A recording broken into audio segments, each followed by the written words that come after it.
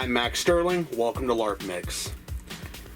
I think it's about time we made some Cyberpunk stuff, so let's go ahead and make ourselves some Cyberware. Stay tuned, I'm going to show you how to make it. Alright, let me just clear up some space here. We'll start making this Cyberware. Okay, yeah. So you get yourself a piece of circuit board like this. Now this is a video card out of a computer, an old one. You can go ahead and use whatever you want to, but I'm going to use this. And if you don't want this to snag on a bunch of stuff, you're going to want to find an area that's nice and flat. Something like right in here, or maybe this area here. So what you're going to do from there is just take and you're going to cut that out right off of the breadboard here, and then you're going to use that to begin your piece of cyberware. Now, if you have access to a lot of different electronics, you may want to search around and see what you can find, because there's a lot of cool different colors and configurations. There's blue, green, this is red, which I think is pretty aggressive and cool looking, so we're gonna go with this for sure. But you know, you make the decision on what you want to do here, and some of this stuff unscrews and you can break, you know, these capacitors and all this crap off of here if you want to, but I'm gonna go for right here because I think this looks pretty sweet, this little area here. So let me go ahead and cut that out real quick.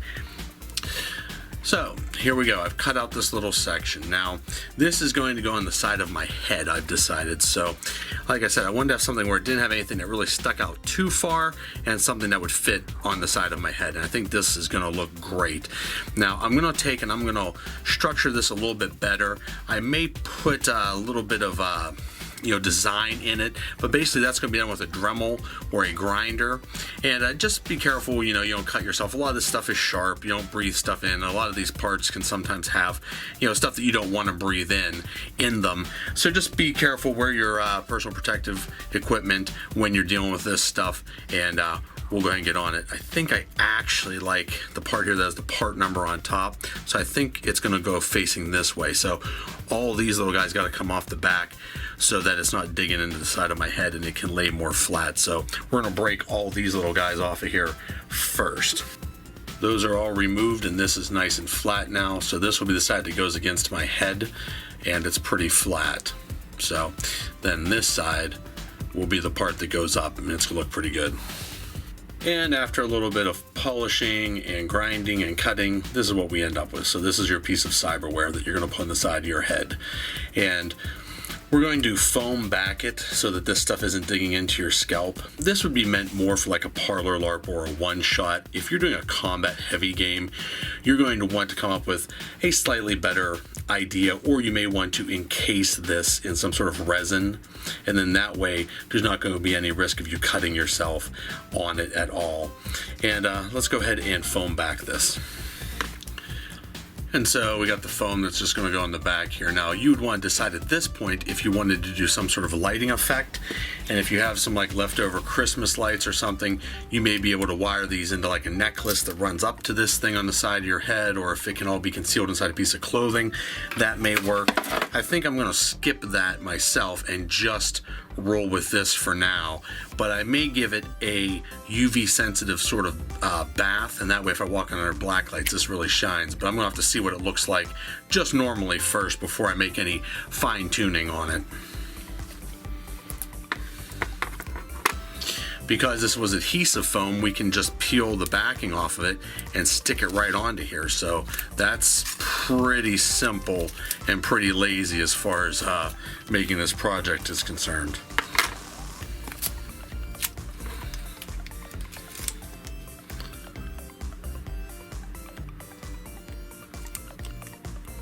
What I'm gonna do is I really wanted to use like a bald cap or some sort of effect to make it look like it was really in the skin. Now I couldn't find anything I needed, so what I'm gonna do is I'm gonna go ahead and make some fake skin out of a vinyl glove. This is something I've never done before, and I'm just sort of making it up right now as I go. So what I'm gonna do is cut out a piece of this glove that I feel is basically the size of the piece of cyberware that we're making, and then from there we're going to glue it over top of the piece of cyberware that we're working with, and then we're going to paint it and maybe put some makeup on it. So basically, we're just going to trim it down to the size of that piece of cyberware that we're making. And then we're just going to glue this right over top on the edges and see how that looks.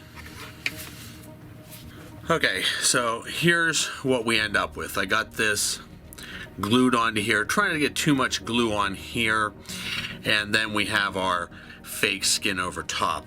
Now what we're going to do is we're going to take and paint this fake skin here, and I'm just going to use some colors that I have laying around that I think are approximately my skin tone, and then we're going to let that dry. So let's go ahead and paint this.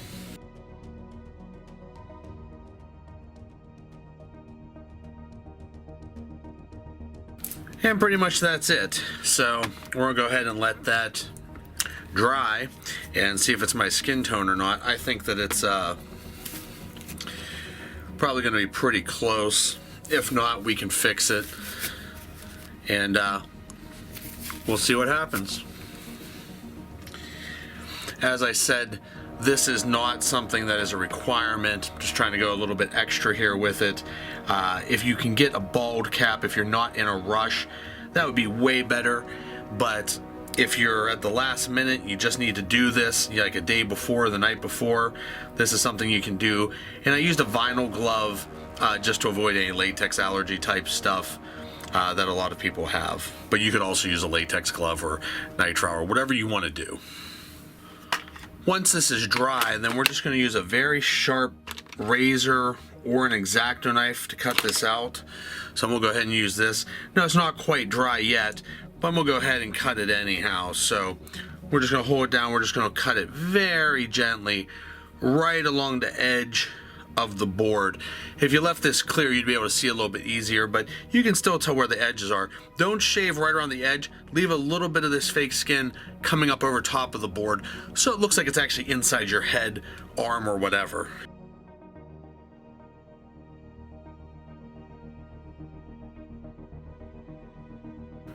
And remove your fake skin from your cyberware.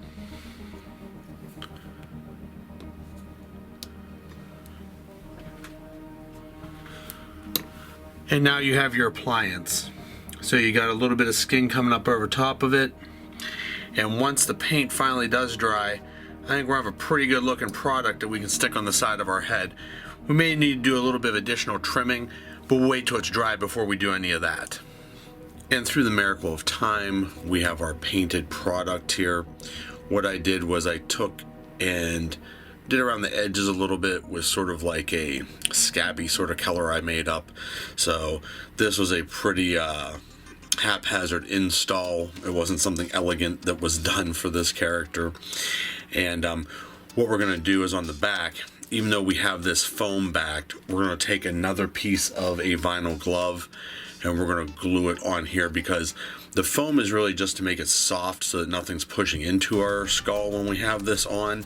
But we need something to stop any of these metals and stuff from leaking through this foam if we're going to wear this more than once, because a lot of circuit boards and computer stuff, especially older stuff, if you dig these out of older electronics, have a lot of just really bad stuff in them, so you don't want to get any of that prolonged exposure to your skin. So like I said, this stuff is better for a one shot or something, and really even better yet if you have a thick bald cap and you can attach this to the outside of that cap. That way it's never actually on your skin at all.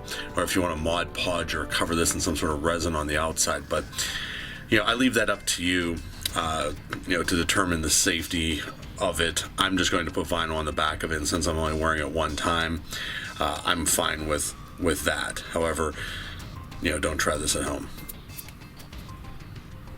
So a couple things we learned here today on the video is that electronics are pretty dangerous stuff, so if you're going to try this stuff, be very safe when you do it. Another thing is that when I made this really should have probably been like a chest piece or maybe an arm piece, because it's very large. Really, if you're going to make something for your head, it should be probably about a third the size of what I made, because these do not bend or give, and your head is a lot more curved than you may think that it is. So go smaller rather than larger if you're going to put anything on your head. Another thing we learned is that you can in fact make fake skin out of vinyl gloves, and I'm actually pretty surprised with how decent this ended up looking.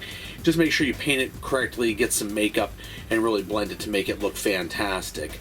I think that something like this would be much better suited for putting on a mask or something along those lines, where it's not touching you and is just sort of there on its own, and you could seal over it. But you know, Cyberware is a huge part of the Cyberpunk universe, and I hope you enjoyed this build and that you would consider giving it a try.